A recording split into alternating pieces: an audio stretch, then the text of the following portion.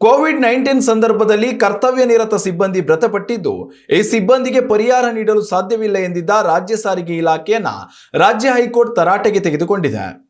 ಪರಿಹಾರ ನೀಡಲು ಹಣವಿಲ್ಲ ಎನ್ನುವ ಸಾರಿಗೆ ನಿಗಮ ಶಕ್ತಿ ಯೋಜನೆಯನ್ನ ಹೇಗೆ ನಿರ್ವಹಿಸುತ್ತಿದೆ ಎಂದು ಪ್ರಶ್ನೆ ಮಾಡಿದೆ. ಕೋವಿಡ್-19 ಸಂದರ್ಭದಲ್ಲಿ ರಾಜ್ಯದ 4 ಸಾರಿಗೆ ನಿಗಮಗಳ ಒಟ್ಟು 323 ಕರ್ತವ್ಯ ನಿರತ ಸಿಬ್ಬಂದಿ ಮೃತಪಟ್ಟಿದ್ದರು. ಈ ಮೃತ ಕುಟುಂಬಗಳಿಗೆ ತಲಾ 30 ಲಕ್ಷ ರೂಪಾಯಿ ಪರಿಹಾರಕ್ಕೆ ಆಗ್ರಹಿಸಿ ದಾವಣಗೆರೆಯ ತಾಹಿರ್ ಹುಸೇನ್ ಮತ್ತು ರಾಯಚೂರಿನ ಅಜೀಜ್ ಪಾಷಾ ಸಾರ್ವಜನಿಕ ಹಿತಾಸಕ್ತಿ ಅರ್ಜಿ ಸಲ್ಲಿಕೆ ಮಾಡಿದರು. ಈ ಅರ್ಜಿ ವಿಚಾರಣೆ ನಡೆಸಿದ ಮುಖ್ಯ ನ್ಯಾಯಮೂರ್ತಿ ವಿಭು ಬಕ್ರು ಹಾಗೂ ನ್ಯಾಯಮೂರ್ತಿ MC ಪುಣಚ್ಚ ನೇತೃತ್ವದ ವಿಭಾಗೀಯ ಪೀಠ ಸಾರಿಗೆ ಇಲಾಖೆಯನ್ನು ಪ್ರಶ್ನೆ ಮಾಡಿದೆ. ರಾಜ್ಯದ 4 ಸಾರಿಗೆ ನಿಗಮಗಳ ಪರ ವಕೀಲರು ಕೋವಿಡ್ ಸಂದರ್ಭದಲ್ಲಿ ವೇತನ ನೀಡುವುದೇ ಕಷ್ಟಕರವಾಗಿತ್ತು. ಸರ್ಕಾರದ ಬೆಂಬಲದಿಂದ ಹೇಗೋ ವೇತನ ಪಾವತಿ ಮಾಡಲಾಗಿದೆ. ಸಾರಿಗೆ ಇಲಾಖೆ ಮೊದಲೇ ನಷ್ಟದಲ್ಲಿದೆ. ಅಲ್ಲದೆ ಕೋವಿಡ್ನಿಂದ ಮೃತಪಟ್ಟವರಿಗೆ ಪರಿಹಾರ ನೀಡುವ ಬಗ್ಗೆ ಸಚಿವರು ಹೇಳಿಕೆ ನೀಡಿದರು.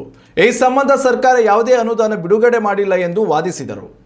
ಸಾರಿಗೆ ಸಂಸ್ಥೆ ಪರ ವಕೀಲರ ವಾದ ಆಲಿಸಿದ ಬಳಿಕ ಪ್ರಶ್ನಿಸಿದ ನ್ಯಾಯಪೀಠ, ಶಕ್ತಿ ಯೋಜನೆಯ ಅಡಿಯಲ್ಲಿ ಉಚಿತ ಪ್ರಯಾಣಕ್ಕೆ ಅನುವು ಮಾಡಿದ್ದೀರಿ.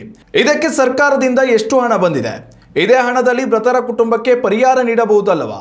ಕೇವಲ 7 ಕುಟುಂಬಗಳಿಗೆ ಪರಿಹಾರ ನೀಡಿ ಮಿಕ್ಕ ಕುಟುಂಬಗಳನ್ನು ಬಿಡುವುದು ತಾರತಮ್ಯ ಮಾಡಿದಂತೆ ಅಲ್ಲವೇ ಎಂದು ಪ್ರಶ್ನಿಸಿದ ಹೈಕೋರ್ಟ್ ವಿಚಾರಣೆಯನ್ನ ಮಾರ್ಚ್ 23ಕ್ಕೆ ಮುಂದೂಡಿದೆ.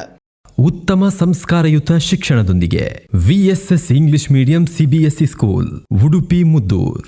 ನರ್ಸರಿಯಿಂದ 10ನೇ ತರಗತಿವರೆಗೆ ಶಿಕ್ಷಣದ ಜೊತೆಗೆ 5ರಿಂದ 10ನೇ ತರಗತಿವರೆಗಿನ ವಿದ್ಯಾರ್ಥಿನಿಯರಿಗೆ ಉತ್ತಮ ಹಾಸ್ಟೆಲ್ ಸೌಲಭ್ಯವೂ ಇದೆ. ನಿಮ್ಮ ಮಕ್ಕಳ ಪ್ರವೇಶಾತಿಗಾಗಿ ಈ ಸಂಖ್ಯೆಗೆ ಕರೆ ಮಾಡಿ.